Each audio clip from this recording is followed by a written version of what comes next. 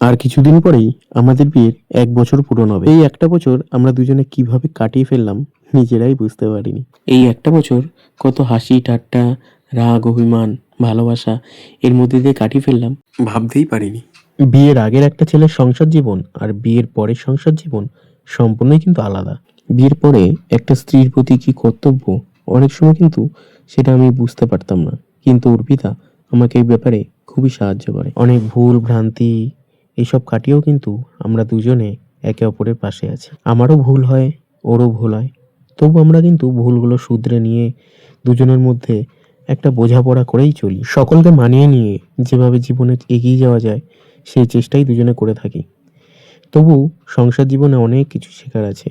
সেগুলোই কিন্তু আমরা দুজনে একটু একটু করে শিখছি।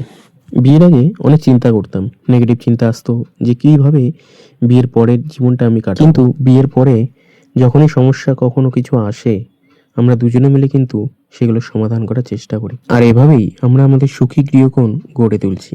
ধন্যবাদ।